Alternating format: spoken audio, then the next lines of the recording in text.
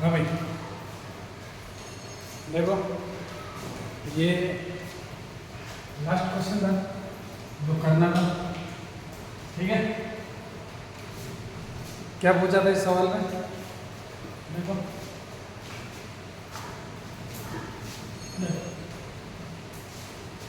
सवाल में क्या पूछा था कि भाई एक स्क्वायर है जिसके चारों कोनों पर चार चार्ज रखे हुए Q1, Q2, Q3 और Q4, ठीक है। Q2 पर फोर्स निकालना है, क्या निकालना है? फोर्स ऑन Q2 पर क्या निकालना है? फोर्स निकालना है। देखो अच्छा, condition Q1, Q2, Q3, Q4 are Q and same in nature। Nature wise कैसे? सेम। कैसे सॉल्व करेंगे? Q1 Q2 पर फोर्स लगाएगा, वो इधर जाएगा, ठीक है। कितना ले लेते इसको? F1। Q3 Q2 पर फोर्स लगाएगा, नीचे जाएगा, F3 हो जाएगा। अब Q4 फोर्स लगाएगा इस पर, इधर इधर F4, ठीक है ना। तो तीन फोर्स हो गए, 1, 2 और 3। तो इस Q2 चार्ज पर कितने फोर्स लग रहे हैं? 3 फोर्स लग रहे हैं। एक लग रहा है Q1 की वजह से, एक लग रहा है Q2 की वजह से और एक लग रहा है Q4 की वजह से, ठीक है। अब हमको पता है कि सुपरपोजिशन प्रिंसिपल क्या कहता है? F equal to F12 plus F32 plus F4 होता है। यहाँ तो सिंपल है सब। अब देखो बात है डायरेक्शन की, ये तो जा रहा है ऐसे, ये जा रहा है इधर और ये जा रहा है नीचे। और हमको पता है कि जो वेक्टर है, ये तीनों क्या है? वेक्टर। वेक्टर में हमेशा दो वेक्टर सॉल्व होते हैं। कितने वेक्टर सॉल्व होते हैं? दो वेक्टर सॉल्व होते हैं। Q2 पर एक फोर्स लगा इधर, एक फोर्स लगा नीचे, लगा। ये हो गया F32 और ये हो जाएगा F12। इन दोनों का रिजल्टेंट फोर्स कहाँ से निकलेगा? इनके बीच में से, इन दोनों का, ठीक है। ये रिजल्टेंट मान लेते हैं F23, क्या मान लेते हैं? F23। तो अगर मैं F23 को सोल्व करूँ, इसको सॉल्व करके F23 कितना हो जाएगा? अंडर रूट F12 का स्क्वायर प्लस F32 का square plus 2 F12 F32 cos theta, ठीक है। थीटा कितना है इनके बीच में? थीटा 90, cos 90 कितना हो जाएगा? 0 हो जाएगा। अगर ये 0 हो जाएगा तो ये पूरा 0 हो जाएगा, तो क्या बचेगा? अंडर रूट F12 का स्क्वायर प्लस F32 का स्क्वायर बचेगा, क्या बचेगा? बचेगा। अच्छा, हमको ये भी पता है कि ये और ये मैग्नीट्यूड वाइज सेम है, ये और ये मैग्नीट्यूड वाइज क्या है? सेम है। अगर ये दोनों मैग्नीट्यूड वाइज सेम है, आंसर क्या जाएगा? Equal to F12 under root 2। क्या आंसर हो जाएगा? F12 under root 2। यह है F23 की वैल्यू। किसकी वैल्यू? F23। ये आ गई, ठीक है। अब ध्यान से देखो इसको, तो जो F23 है वो इधर जा रहा है। अच्छा, F42 भी इधर जा रहा है, जा रहा है, जा रहा है। अब इन दोनों के बीच में एंगल कितना है? Theta equal to 0। इन दोनों के बीच में एंगल कितना है? Theta equal to 0। इनका रिजल्टेंट कहाँ से जाएगा? इनके आगे यह जाएगा F। कितना जाएगा? F आ जाएगा। तो F की वैल्यू क्या है? अंडर रूट F23 का स्क्वायर प्लस F42 का square plus 2 F23 F42 cos 0 cos 0 कितना हो जाएगा 1 हो जाएगा। इसको सॉल्व करो f23 का स्क्वायर प्लस f42 का स्क्वायर प्लस 2 f23 f42 ये हो जाएगा under root f23 plus f42 का होल स्क्वायर, ये स्क्वायर से निकल जाएगा, आंसर आएगा f23 प्लस f4, ये आ जाएगा रेजिस्टेंट फोर्स, ये आएगा नेट रिजल्ट।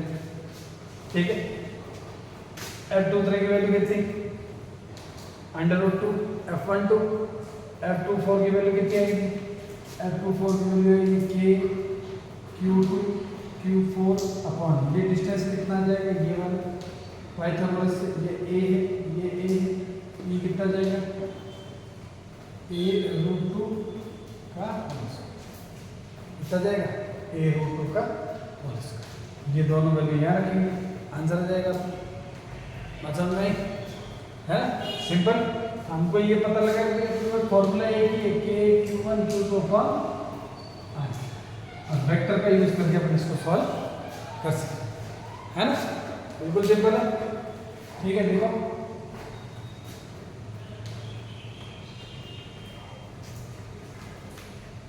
उतार लो इसको फटाफट।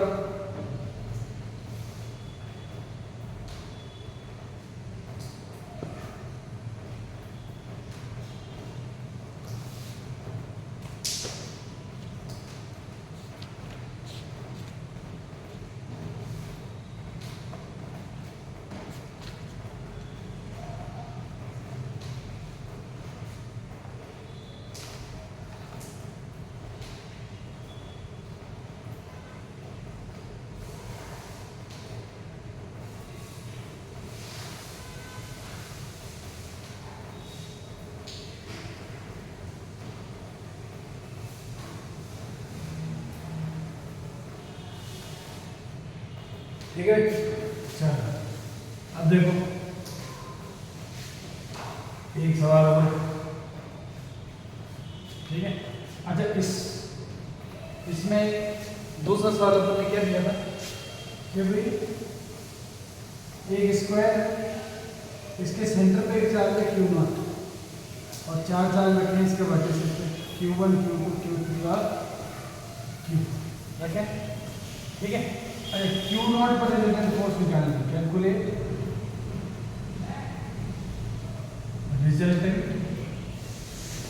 फोर्स ऑन Q0, ठीक है। अब देखो अगर मैं कंडीशन वही है k q1 q2 q3 q4 और q0 सारे सेम चार्ज, सारे क्या सेम चार्ज, कंडीशन सेम, ठीक। अगर Q1 फोर्स लगाएगा ये इधर जाएगा, Q3 फोर्स लगाएगा ये इधर जाएगा, तो ये Q1 की वजह से फोर्स जाएगा, ये Q3 की वजह से फोर्स जाएगा, ठीक है। अच्छा देखो ध्यान से, Q1 और Q3 मैग्नीट्यूड में सेम,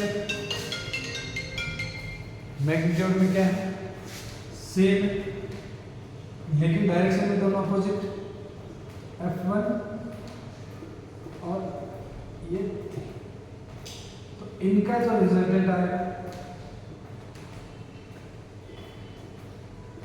वो 0 आएगा, है ना।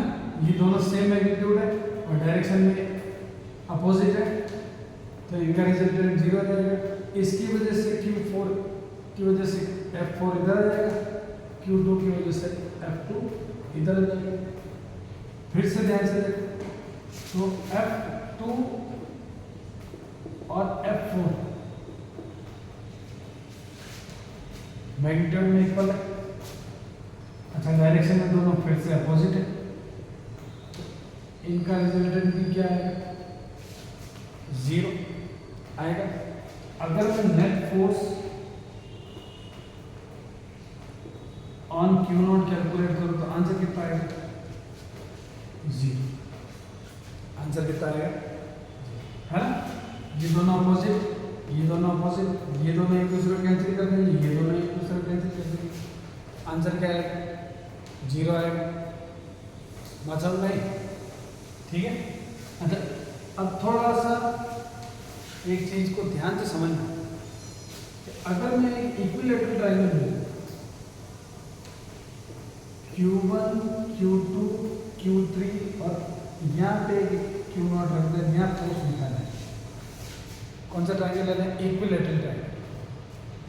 तो इसकी वजह से फोर्स इधर जाएगा, इसकी वजह से फोर्स इधर जाएगा और इसकी वजह से फोर्स नीचे जाएगा। जाएगा कि नहीं जाएगा? जाएगा, है ना। अच्छा, इन दोनों की वजह से जो फोर्स आएगा वो ऊपर जाएगा। इसको मान लो नाम दिया F2, इसको नाम दिया F1 और इसको नाम दिया F3। इन दोनों का रिजल्टेंट F12 ऊपर चला जाएगा, चला जाएगा, ठीक है। अच्छा, सबसे बढ़िया बात कि F12 और F3 डायरेक्शन में अपोजिट और मैग्नीट्यूड में इक्वल है। मैग्नीट्यूड क्या है? इक्वल। तो इन दोनों का जो रिजल्टेंट फोर्स आएगा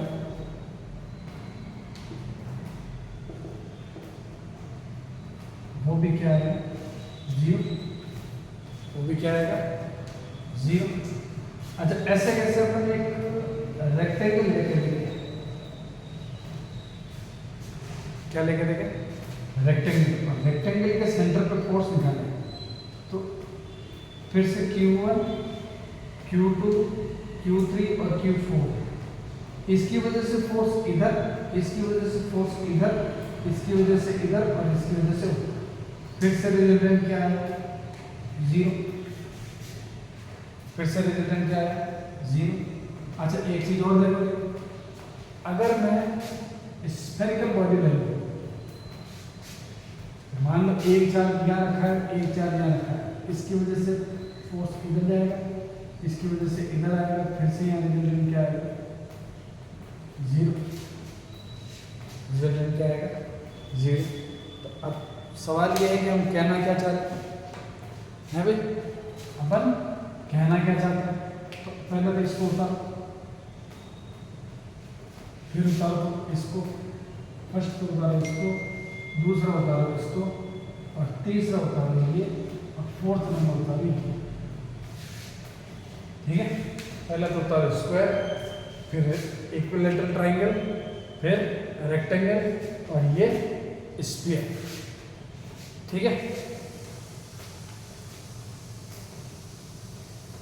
अब इसका मतलब ये हुआ, अगर मैं तुमसे एक बात बोलूं, क्या बोले भाई? एक बात बोले। क्या बात बोले? बात ये है, नोट रखना, और बात ये है कि अब अगर सिमेट्रिकल बॉडी, सिमेट्रिकल बॉडी क्या है?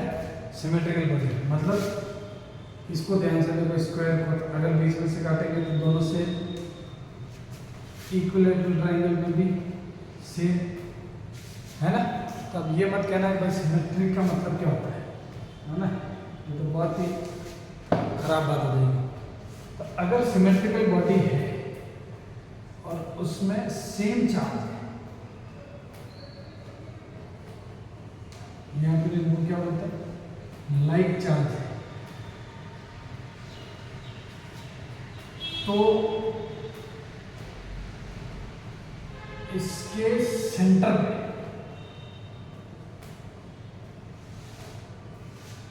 नेट फोर्स 0 आएगा। नेट फोर्स कितना आएगा भाई? 0 आएगा। सेंटर पे नेट फोर्स की वैल्यू हमेशा क्या आएगी? 0 आएगी। कंडीशन है सिमेट्रिकल बॉडी है और चार्ज सेम होना चाहिए। चार्ज क्या होना चाहिए? सेम होना चाहिए, है ना। अच्छा, अब कोई ये दिमाग लगाए भाई कैसा सेम नहीं हुए तो क्या होगा? अब देखो, अगर मान लो सेम नहीं है तो पहले तो अगर मान लो यहाँ प्लस है, यहाँ माइनस है, ये प्लस है और यहाँ माइनस है, ध्यान से सुनना। तो इसकी वजह से फोर्स कहाँ जाएगा? इधर। इसकी वजह से फोर्स जाएगा इधर इसकी वजह से फोर्स आएगा ऊपर और इसकी वजह से फोर्स आएगा नीचे, तो भी आंसर जीरो है। तो भी आंसर क्या आएगा? जी। ये तो 100% श्योर, इसको तुम चेक करना, ठीक है। ये क्या आएगा? जीरो। अब तुम अगर इसमें बोलो कि सर इसमें करो, अगर ये प्लस ये माइनस और ये प्लस हो जाए, यहाँ पे पूछे, देखो ये तो नीचे जाएगा, ये ऊपर जाएगा और ये इधर जाएगा, बात समझ में? तो अब ये जीरो नहीं हो पाएगा, अभी ये जीरो नहीं हो पाएगा, नॉट जीरो। इसलिए मैंने बोला कि इसके लिए तो 100% क्या आएगा? जीरो आएगा। बाकी के लिए तुमको देखना पड़ेगा, बाकी के लिए चार्ज का अरेंजमेंट, उसके नेचर वगैरह ये सब चेक करना पड़ेगा, ठीक। डायरेक्ट नहीं बोल सकते, मेरी बात समझ है ना? इस बात का ध्यान रखें। अच्छा, एक इंपॉर्टेंट बात इसके साथ और है, क्या है? ये लिखो भाई, ऐसा नहीं है कि अगर सिर्फ सिमेट्रिकल बॉडी है तो आंसर जीरो आ जाएगा, नहीं, ऐसा नहीं होता। अच्छा, ऐसा भी नहीं है कि सेम चार्ज है लाइक चार्ज है तो आंसर जीरो आ जाएगा, ऐसा भी नहीं है। सिमेट्रिकल के साथ साथ सेम चार्ज होना चाहिए तो ही आंसर जीरो आएगा, अदरवाइज आंसर जीरो नहीं आएगा। अच्छा, एक बात और देखो, एक बात और देखो, अगर तुमने ध्यान से नोटिस किया हो तो देखो एक चीज बहुत बढ़िया चीज है, मान लो इसी में देखते हैं, देखो अगर Q0 पर मैंने फोर्स निकाला Q1 की वजह से, तो वो इधर है Q1 Q0 upon R, that is that distance, R में मान लेते हैं, R में सही बात है। Q2 की वजह से फोर्स गया ऊपर, तो ये कितना है? K Q2 Q0 upon R2 square आया। फिर हमने इनको अलग अलग सॉल्व कर लिया। इसका मतलब ये होगा कि जो चार्ज है वो किसी दूसरे पर तो फोर्स लगा रहे थे, उसको डिस्टर्ब नहीं करते, उसको डिस्टर्ब नहीं करते, मतलब फोर्सेस आर ऑल इंडिविजुअल, सारे फोर्स क्या है? इंडिविजुअल है, एक दूसरे को डिस्टर्ब नहीं करते, एक दूसरे को डिस्टर्ब नहीं करते। चार्ज सारे क्या होते हैं? इंडिविजुअल होते हैं, मतलब ये नहीं है कि ये आया तो इसने इसको डिस्टर्ब कर दिया, नहीं। अगर इस पर पूछा कि यू कैलकुलेट कर रहा हो तो ये आपस में एक दूसरे को डिस्टर्ब करे नहीं करे, लेकिन इस पर जो फोर्स होगा उसको डिस्टर्ब नहीं करे। मैं ये नहीं कह रहा कि ये आपस में एक दूसरे को डिस्टर्ब नहीं करते, करते होंगे, उसकी बात नहीं है। इस पर जो फोर्स लगेगा उसमें Q1 Q2 को डिस्टर्ब नहीं करेगा, Q2 Q1 को डिस्टर्ब नहीं करेगा, Q3 को डिस्टर्ब नहीं करेगा, Q4, मतलब ये आपस में इस पर जो फोर्स लगाएंगे तो एक दूसरे को डिस्टर्ब नहीं करेंगे। All forces are individual, all forces are individual. ये दो बातें तुमको विशेष तौर से ध्यान रखना। सिमेट्रिकल होता है, सेम चार्ज होंगे तो सेंटर पे जो फोर्स आएगा वो जीरो आएगा। और दूसरी बात कि अगर किसी चार्ज पर फोर्स निकाल रहे हो तो सभी फोर्स आपस में क्या होंगे? इंडिविजुअल होंगे, एक दूसरे को डिस्टर्ब नहीं करेंगे। बात समझ में? ठीक है। अब एक बात, एक सवाल और आता है, एक सवाल और, क्या सवाल आता है? सवाल ये आता है कि एक चार्ज है Q1, दूसरा चार्ज है Q, दो चार्ज, और तीसरा चार्ज है तो इसके बीच में कहीं लाके रखना है, Q1 बीच में कहीं लाके रखना है, और एक ऐसी जगह पे लाके रखना जहां पे इसके ऊपर नेट फोर्स जीरो आ जाए। नेट फोर्स क्या है? जीरो। आई बात समझ? सवाल समझ में है? क्योंकि दो चार्ज है जो आपस में मान लेते हैं r डिस्टेंस पे है, किस डिस्टेंस पे? r डिस्टेंस पे है, इनके बीच में एक तीसरा चार्ज रखे रखना है। इस चार्ज पर रिजल्टेंट फोर्स क्या आना चाहिए? क्या आना चाहिए? जीरो आना चाहिए। क्या आना चाहिए? जीरो आना चाहिए। समझ में? अब मान लो कि तुमको बोलेंगे Q1 Q2 और Q0 सेम। अभी ये चीज़ तुमको ध्यान रखनी है, सेम है नहीं है, अलग अलग है ना, तो उसके हिसाब से फोर्स की डायरेक्शन चेंज होती है। अगर तीनों सेम है, अगर तीनों क्या है सेम, मतलब तीनों पॉजिटिव या तीनों नेगेटिव, ठीक है, तो इसको थोड़ा सा ध्यान से देखो, सवाल लिख लें तब ना, ठीक है। Calculate the position of Q0, calculate the position of Q0 where resultant force or net force on Q0 is 0.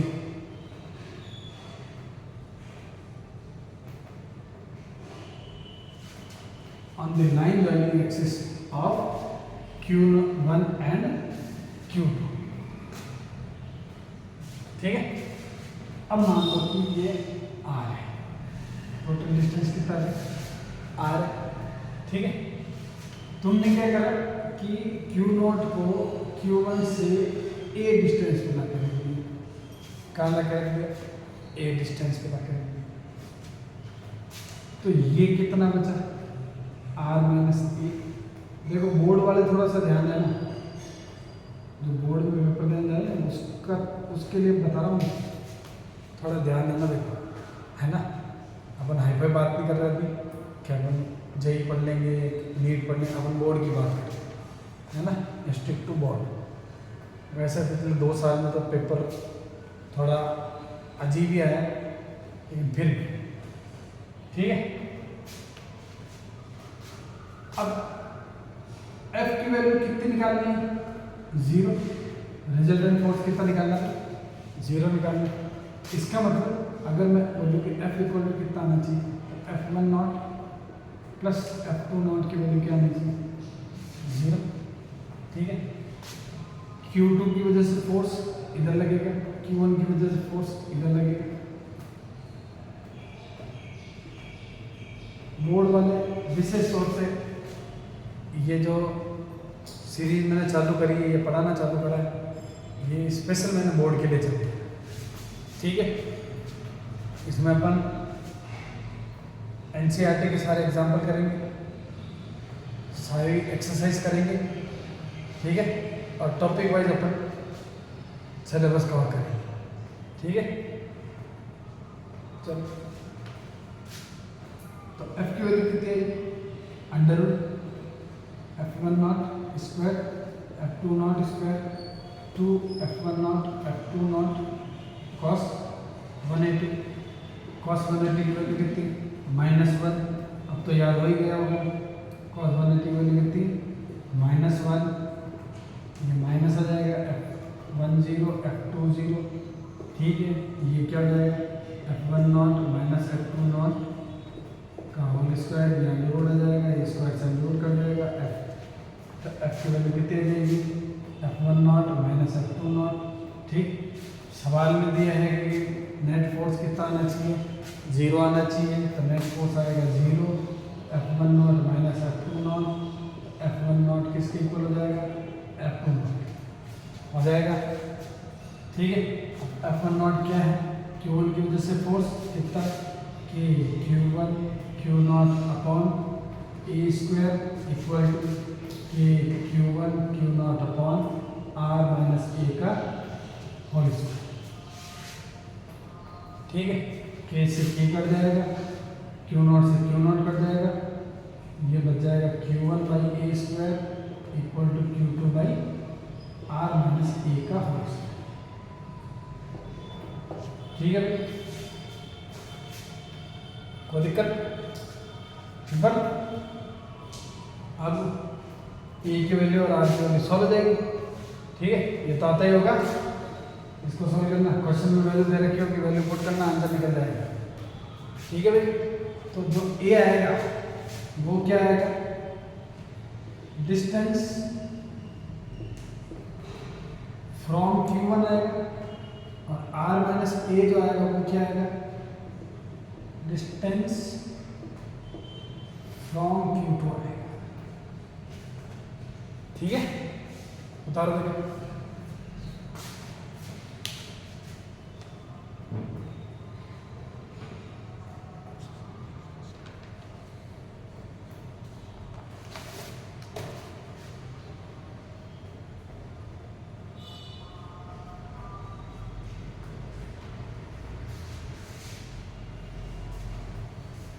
ठीक है भाई, चलो अब हेडिंग लगाओ इलेक्ट्रिक फील्ड। अब हेडिंग लगाओ इलेक्ट्रिक फील्ड।